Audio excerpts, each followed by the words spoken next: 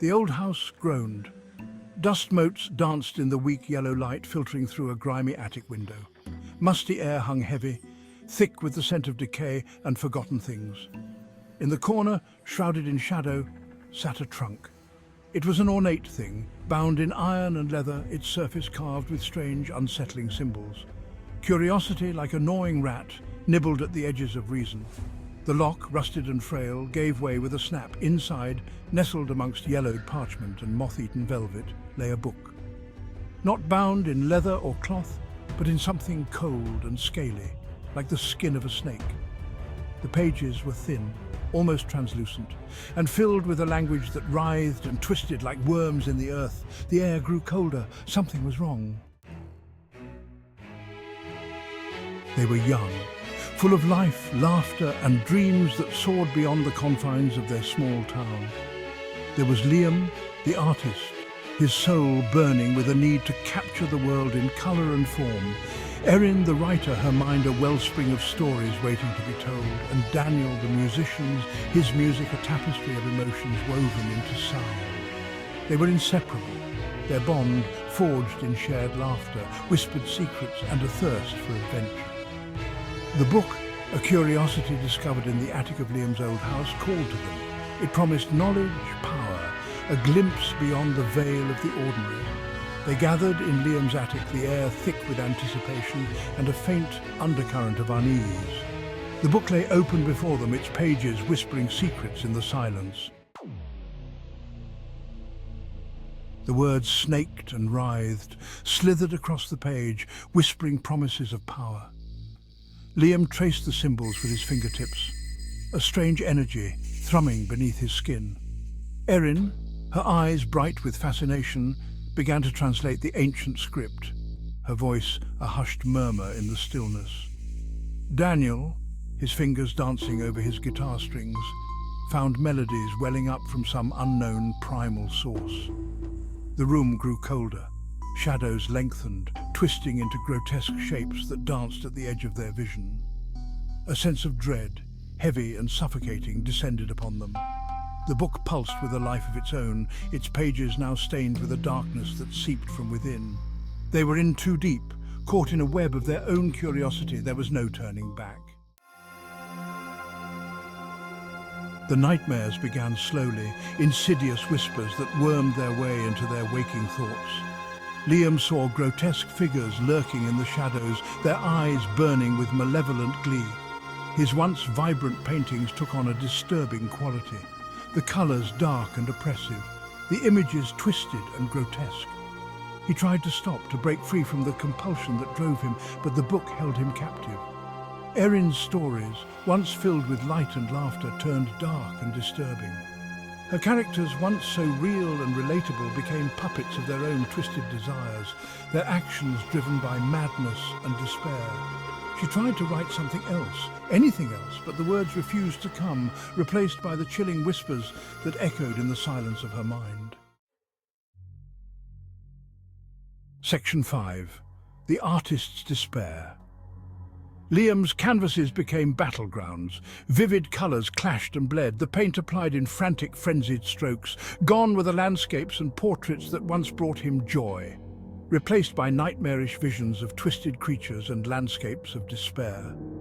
His eyes, once filled with light and laughter, now burned with a haunted intensity. He couldn't stop. The book, like a parasite, had burrowed its way into his soul, feeding on his talent, his sanity. He saw the fear in the eyes of his friends, heard the concern in their voices, but he was powerless to stop the darkness that consumed him.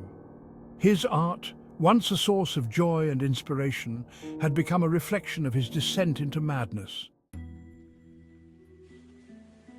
Section 6. The Writer's Block. The words dried up. Erin stared at the blank page, her mind a chaotic storm of images and whispers, but the words refused to form. Her pen hovered over the paper, trembling as if possessed by an unseen force. She tried to write, to force the words to come, but they were lost in the abyss of her mind, replaced by the book's insidious whispers. She saw it in Liam's eyes, the madness that simmered beneath the surface, the darkness that clung to him like a shroud. She heard it in Daniel's music, the once joyful melodies now laced with a chilling undercurrent of despair. The book was destroying them, twisting their talents, their passions into instruments of darkness. She had to stop it, but how? Section 7. The musician's silence. Daniel's music, once a symphony of joy and light, became a cacophony of despair. The melodies, once so beautiful and haunting, were now discordant, filled with a chilling dissonance that grated on the soul. His fingers, once so nimble and sure, now stumbled over the strings, as if guided by an unseen force. The silence was deafening. He could no longer find solace in the music that had once been his sanctuary. The book had poisoned his gift, twisted it into something dark and disturbing. He saw the fear in Erin's eyes, the desperation in Liam's haunted gaze. They were trapped, all of them, caught in a web of their own making.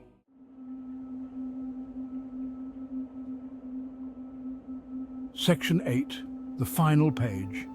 The book lay open on the table, its pages filled with symbols that pulsed and throbbed with a malevolent life of their own. Liam, his eyes wide and unseeing, traced the symbols with a trembling finger. Erin, her face pale and drawn, translated the words in a voice devoid of emotion. Daniel, his guitar lying silent at his feet, listened with a sense of numb dread. The final page, the ritual, a way to break the curse. But at what cost? The words swam before Erin's eyes, their meaning clear, their implications terrifying. One of them had to become the vessel, a conduit for the darkness, to contain it, to protect the others. But who? Section 9. A reflection in the mirror. This is where it ends. Erin whispered, her voice hoarse, her eyes reflecting the flickering candlelight. The room seemed to draw inwards, the air thick with anticipation and dread. Liam stood frozen, his gaze fixed on the book, his face a mask of despair. Daniel, his head bowed, clutched his guitar as if it were a lifeline. One of us must take its place, Erin continued, her voice barely a whisper. One of us must become the vessel. Her gaze swept over her friends, each face a mirror of their collective fear. And then her eyes met yours, reflected in the dusty mirror that hung on the wall.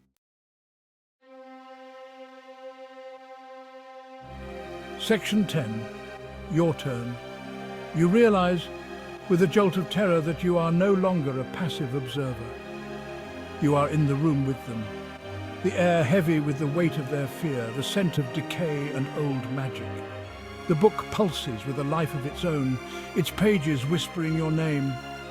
They are looking at you, their eyes filled with a desperate hope. The choice is yours. Will you become the vessel, sacrificing yourself to save them? Or will you turn away, leaving them to their fate, knowing that the darkness will consume them? And you, in the end, the decision weighs heavily upon you. The book awaits your touch. What will you do?